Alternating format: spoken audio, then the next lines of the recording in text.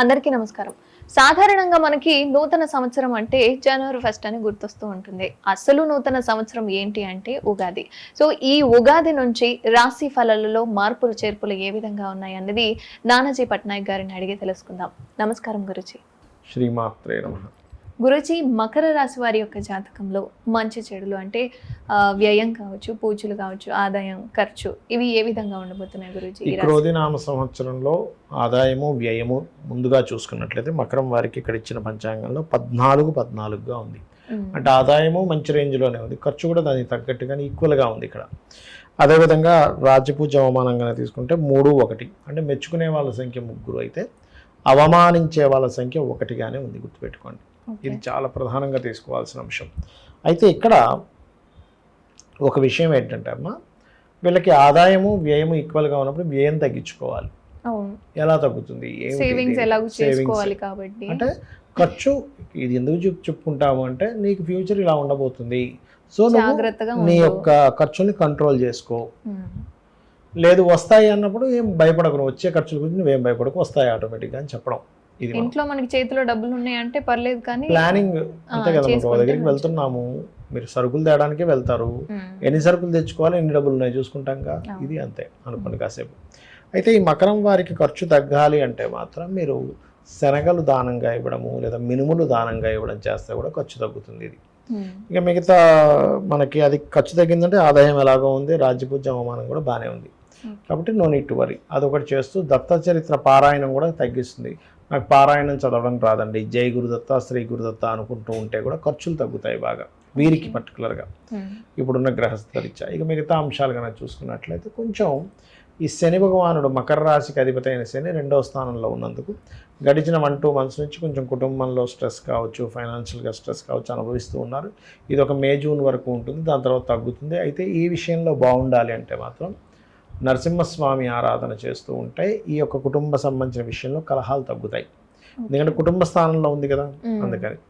అదేవిధంగా మనకి property related సంబంధించినటువంటి అంశంలో చూసుకున్నట్లయితే మే మాసము లోపల అంటే మొట్టమొదటిగా ఏంటంటే స్టార్టింగ్ ఏమో కుజుడు ఎగ్జాల్టెడ్లో ఉన్నాడు. అంటే ఏప్రిల్ మన మార్చ్ మాసం వరకు ఎగ్జాల్టెడ్లో ఉన్నాడు. మార్చ్ ఎండ్ అవుతున్నా కొద్దీ ఎగ్జాల్టేషన్ పోతుంది. కాబట్టి ఏంటి, మే లోపల తీసుకునే ప్రాపర్టీ రిలేటెడ్ సంబంధించిన విషయంలో కొంచెం చూసి తీసుకోవాలి, ఆచితూచి తీసుకోవాలి, తీసుకున్నట్లయితే బాగుంటుంది. అండ్ అలాగే 9వ స్థానంలో కేతు ఉన్నందుకు తెలియకుండానే ఎక్కువగా ప్రయాణాలు, పుణ్యక్షేత్రాలకు ఎక్కువగా వెళ్ళడం జరుగుతూ ఉంటుంది వీరికి చెప్పాలంటే. అండ్ అదేవిధంగా ప్రమాదం ఏమి ఉండదమ్మా, అంటే ప్రమాద సూచనలు ఏమి కాదు. కాకపోతే ఏంటంటే కొంచెం ఈ కుజుడి యొక్క ప్రభావం పాపగ్రహాలతో ఉంది కాబట్టి వెళ్ళేటప్పుడు ఏదైనా కారు డ్యామేజ్ అవ్వడం కానీ, ఎక్కడైనా ఆగడం కానీ ఇట్లాంటివి ఇస్తుంది. ఎందుకంటే కుజుడు వాహన కారకుడు ఈ గ్రహాలతో వెళ్ళి కలుస్తున్నాడు కాబట్టి కొంచెం అదొకటి చూసుకోవాలి. అంతగా ఒకవేళ వాళ్ళ జన్మజాతకంలో ఏదైనా 4-8 కాంబినేషన్ ఉంది అంటే యాక్సిడెంట్ యోగాలు వాళ్ళ చార్ట్లో ఉన్నాయనుకోండి, అప్పుడు జరుగుతాయి. అప్పుడు ఏం చేయాలి, అమ్మవారిని తలుచుకొని బయలుదేరితే కూడా ప్రమాదాలు జరగవు వీరికి చెప్పాలంటే. ఓకే. అదేవిధంగా వివాహ ప్రయత్నాలు సక్సెస్ అవుతాయి చెప్పాలంటే. అండ్ అట్లాగే అంటే ఎప్పటి లోపల సక్సెస్ అవుతుంది, మే లోపల అయితే తొందరగా సక్సెస్ అవుతుంది, మే దాటితే మళ్ళీ కొంచెం స్లో అవుతుంది. ఎటువంటి వివాహాల గురించి? వివాహం, వివాదం కాదమ్మా, వివాహం.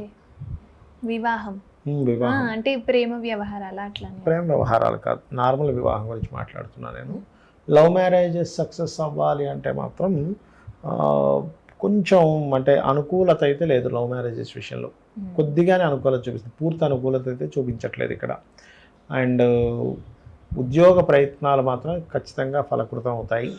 అందులో ముఖ్యంగా బ్యాంకింగ్ సెక్టార్స్లో ఉండేటువంటి వారికి, బ్యాంకింగ్, టీచింగు ఇట్లాంటి సెక్టార్స్లో ఉండేటువంటి వారికి తొందరగా ఉద్యోగ అవకాశాలు పెరుగుతాయి.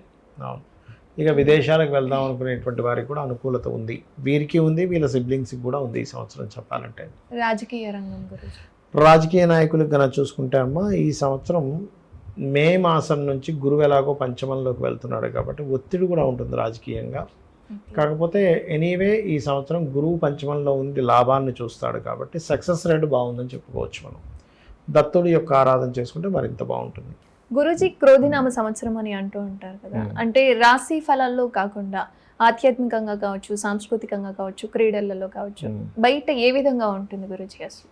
ఒకటేనమ్మా, ఈ క్రోధినామ సంవత్సరానికి ఎవరు రాజు అంటే కుజుడు రాజు అయ్యాడు ఈసారి.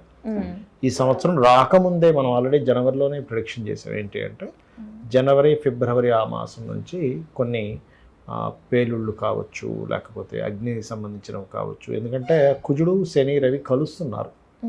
రవితో శని కలిసిన, కుజుడు కలుస్తున్నా, మీకు ఎందుకు ఈ మార్చి మాసం నుంచి, ఫిబ్రవరి మార్చి మాసం నుంచి పెరుగుతూ ఉంటాయి. ఎందుకంటే మీరు ఈ కుజశని కలయిక ఎలాంటిదంటే అమ్మా, హీరోసీమా నాగసాకి జపాన్ మీద వేసిన బాంబు, అప్పుడు కూడా ఏంటంటే ఈ కుజ శనులు కనెక్టివిటీస్ ఉంటాయి. ఆ టైంలో కూడా మీరు ఏదైనా యుద్ధ సమయాల్లో కానీ మనకి చూడండి ఏదైనా ప్రమాదం వస్తే, ఏదైనా ప్రమాదాలు రావడం అంటే బాంబు పేలుళ్ళు కావచ్చు, లేకపోతే ఈ రాజకీయంగా అనేకమైనటువంటి గొడవలు కావచ్చు, సడన్గా అసలు ఊహించనంత మార్పులు తీసుకురావడం కావచ్చు, అల్లర్లు కావచ్చు పెరుగుతుంటాయి. కాబట్టి కొంచెం జాగ్రత్తగా ఉండాలి. అంటే ఏంటంటే రాజులకి యుద్ధం చేయాలనే ఆకాంక్ష పెరగడం ఇలాంటిది ఇస్తుంది క్రోధినామ సంవత్సరం. ఎందుకు? రాజు ఏమో కుజుడు అయ్యాడు. అయితే మరి ఇది రాకముందే ఎందుకు వస్తుంది ఇదంతా అంటే, మనం జనవరిలో ఎందుకు చెప్పాము అంటే ఆ గ్రహాల యొక్క కలయికలు అలా ఉన్నాయి. జనవరి ఫలితాల్లో కూడా చెప్పాము మనం యాక్చువల్గా. దాని ఇది ఉంటుంది అందుకని. అయితే ఇక్కడ దీనికి మరి అందరూ ఇప్పుడు చూడండి, బయట యుద్ధ సంబంధించిన వాతావరణం ఇవన్నీ ఒక పక్క పెడతాయి. ఇందులో సామాన్య ప్రజలు ఇరుక్కోకుండా ఉండాలి అంటే కనుక శని కుజ గ్రహాల దగ్గర దీపారాధన చేయాలి. వారాహి అమ్మవారి అష్టోత్తరాలు చదువుకోవాలి. వీలైతే గోవులకి క్యారెట్లు, బెల్లము తినిపించాలి. ఇలా కనుక చేసినట్లయితే ఖచ్చితంగా బాగుంటుంది. అది అంటే ఇప్పుడు మనకి తర్వాత స్పోర్ట్స్ కి సంబంధించి ఉన్నాయి. అవునమ్మా. సో అందులో మనకి ఎటువంటి లాభాలు వస్తాయి? స్పోర్ట్స్ రంగాలకు సంబంధించిన విషయంలో అంటే అమ్మా, ఇది అది అప్పటికప్పుడు స్పోర్ట్స్ సంబంధించినటువంటిది ఎవరికి వారి జనరల్ జాతకాలు తీసుకొని చెప్పుకోవాలి. అప్పుడున్న ఏ స్పోర్ట్స్ టైంలో అసలు గ్రహస్థితి ఎట్లా ఉంది దాని పరంగా. అయితే స్పోర్ట్స్ రంగాలకు సంబంధించింది మాత్రం కొంచెం అంటే మొదటి క్రోధినామ సంవత్సరంలో కుజుడే రాజయ్యాడు కాబట్టి స్పోర్ట్స్ రంగాల్లో కుజుడు స్పోర్ట్స్ కారకుడు. ఆ రంగాలు బాగుంటాయని చెప్పుకోవాలి. స్పోర్ట్స్ రంగాలు కానీ, టెక్నికల్ రిలేటెడ్ సంబంధించిన విషయాలు కానీ ఇవన్నీ కూడా చాలా బాగుంటాయి చెప్పాలంటే. మిషనరీస్, పెద్ద పెద్ద మిషనరీస్, ఫ్యాక్టరీస్ ఎస్టాబ్లిష్మెంట్ అవ్వడము, వీటికి క్రోధినామ సంవత్సరం చాలా బాగుంటుంది చెప్పాలంటే.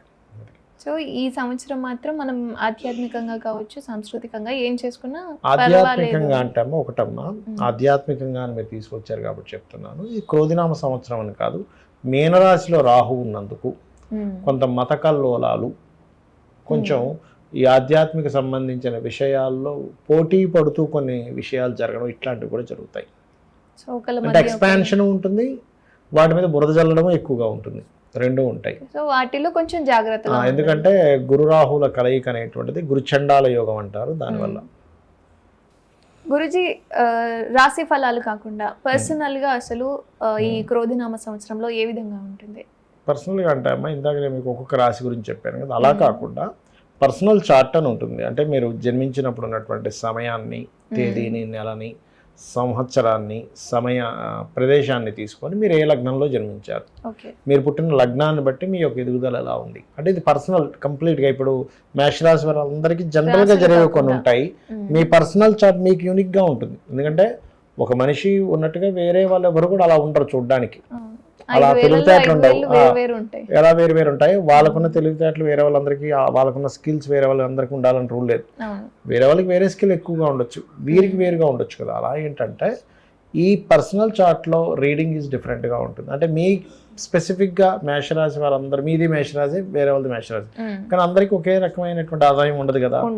అంటే మీ పర్సనల్ చార్ట్లో ఆదాయాన్ని ఇచ్చే కారకుడు, అంటే మీకు ధనాన్ని ఇచ్చే కారకుడు ఎలా ఉన్నాడు, మీ పర్సనల్ చార్ట్లో సిబ్లింగ్స్తో ఎలా ఉంది, మీ పర్సనల్ చార్ట్లో ఏ డైరెక్షన్స్లో నివసిస్తే బాగుంటుంది గృహము, మీ పర్సనల్ చార్ట్ రీత్యా ఎందులో డబ్బులు వస్తాయి, ఎప్పుడు డబ్బులు వస్తాయి, అదేవిధంగా వివాహ సమయం ఎప్పుడుంది, ఎటువంటి వారు మీకు జీవిత భాగస్వామిగా వస్తారు, సంతానం అభివృద్ధిగా ఉండాలంటే ఏం చేయాలి, మీరు జాబ్ చేస్తే బాగుంటుందా, లేకపోతే బిజినెస్ చేస్తే, వ్యాపారం చేస్తే బాగుంటుందా, లేకపోతే ఇక్కడ ఉద్యోగం చేస్తే బాగుంటుందా, విదేశాలకు వెళ్తే బాగుంటుందా, అలాగే ఇన్వెస్ట్మెంట్స్ ఎప్పుడు చేయాలి, లేకపోతే అప్ అండ్ డౌన్స్ వస్తాయి చాలా మందికి. సడన్ రైజ్ వస్తుంది, సడన్ డౌన్ వస్తుంది. అలాంటి ముందుగా తెలిసే అనుకోండి. ఇప్పుడు ఎగ్జాంపుల్ ఒక 6 నెలలు బాగా డౌన్ ఉందని అర్థమైంది, ఒక 2 నెలల ముందే తెలుస్తుంది అనుకో, మనం ఏం చేస్తాం, మనీ సేవ్ చేసుకుంటాం, మార్పులు ఏమైనా ఉంటే అవి చేసుకుంటూ కొంచెం ఈ డబ్బులు అక్కడ వాడుకుంటాం అవును కదా. అది తెలియలేదని అనుకోండమ్మా, ఒక 3 నెలలు రాబోయే 3 నెలలు బాగా డౌన్ ఉందని తెలియలేదు అనుకోండి, ఈ డబ్బులని ఖర్చు పెట్టుకుని అయ్యో తెలుసుంటే నేను డబ్బులు దాచిపెట్టుకునేవాళ్ళం కదా, సేవ్ చేసుకునే వాళ్ళం కదా అనిపిస్తుంది. అందుకని అప్ అండ్ డౌన్స్ చూస్తాం అనమాట. ఈ రకంగా ఏంటంటే మీ పర్సనల్ చార్ట్లో పర్టికులర్గా ఏ దశ నడుస్తుంది, ఆ దశ మీకు యోగిస్తుందా లేదా, యోగించాలంటే ఏం చేసుకోవాలి, ఏ రత్నం పెట్టుకోవాలి, ఎవరిని ఎక్కువగా ఆరాధిస్తే మీరు రుణరోగ శత్రువు నుంచి బయటపడతారు, అన్నీ కూడా మీ పర్సనల్ చార్ట్లో ఉంటుంది. ఇదంతా ఏంటంటే ఆదాయము, వ్యయము, రాజ్యపూజ్య, అవమానం ఇవైతే చెప్పుకున్నాము, ఇది జనరల్ గా జరిగేవి. ఇంకోటి ఏంటి, ఈ సంవత్సరానికి ఫలానా రాజు కాబట్టి ఇది లోకపరంగా జరిగేటువంటివి. మీ పర్సనల్ చార్ట్ అంటే మొత్తం 3 రకాలుగా ఉంటుంది. రాశి ఫలాలు బయట జనరల్ గా జరిగేది మీ పర్సనల్ చార్ట్ అది. అయితే మీకు ఇప్పుడు సందేహం వచ్చేవండి, మరి నా పర్సనల్ అయితే ఇవన్నీ ఎందుకు చెప్పుకుంటున్నామని. ఇప్పుడు మీరు ఉన్నారు, ఇక్కడ నుంచి మీ ఇంటికి వెళ్ళాలనుకోండి, పీక్ టైం ట్రాఫిక్ టైంలో అయితే గంట పట్టొచ్చు, నార్మల్గా అయితే 20 minutesలో పట్టొచ్చు. బయటన పరిస్థితులు బట్టే కదా మీ జర్నీ ఉంది. అట్లా ఏంటంటే మీ జర్నీ ఎంతసేపట్లో వెళ్తారనేటువంటిది మీరు ఎంత ప్రయత్నం చేసినా బయట ఉండే వాతావరణము, బయట ఉండే ట్రాఫిక్ అనుకూలించాలి. ఆ ట్రాఫిక్ ఎలా అనుకూలిస్తుంది, ఏ టైంలో అయితే అనుకూలిస్తుందని మనకి ఎట్లా తెలుస్తుందో గోచార ఫలితాలు కూడా అలాగే. సో బయట జరిగే సిచ్యువేషన్స్ కూడా మనం కంట్రోల్ చేసుకోవచ్చు గురుజీ, మన రెమెడీస్ ద్వారా కంట్రోల్ చేసుకోవచ్చు. ఏ సమయంలో చేస్తే మంచిదని. ఇప్పుడు మీరు ఉన్నారమ్మా, ఇప్పుడు ట్రాఫిక్ తక్కువగా ఉంది, కానీ అదే 9-10 o'clock అప్పుడు అంటే ఎక్కువగా ఉంటుంది, పీక్ టైం కాబట్టి. మధ్యాహ్నం టైం తక్కువగా ఉంటుంది కదా. దాన్ని బట్టి మీరు ఇప్పుడు ఎంతసేపట్లో వస్తారు, మీరు ఇంట్లో వాళ్ళు అడిగారు అనుకున్నా 1/2 hourలో వస్తా అంటారు. అదే మీరు ఈవినింగ్ 5 o'clock 6 o'clock అయితే ఎక్కడ 1/2 hour ట్రాఫిక్ జామ్ ఉంటుంది, 1 hour పడుతుంది అంటారు. సమయాన్ని బట్టి మార్పులు బయట ఉండే ట్రాఫిక్ ని బట్టి మీకు ఎలా అయితే మీ యొక్క సమయం ఎలా పడుతుందో, గోచారంలో ఉండే గ్రహాలను బట్టి ఇక్కడ కూడా మార్పులు వస్తూ ఉంటాయి. అది అంటే బయట ఏం జరుగుతుంది, మనలో ఏం జరుగుతుంది, అసలు రాశి ఫలాలు ఏ విధంగా జరుగుతుందని చెప్పి చాలా కన్ఫ్యూజన్ ఉన్న వాళ్ళు ఉంటారు. వాళ్ళకైతే చాలా క్లారిటీగా చెప్పారు. చాలా చక్కటి అంశాలను మాతో పంచుకున్నారు గురించి. ధన్యవాదాలు. శ్రీమాత్రే నమః.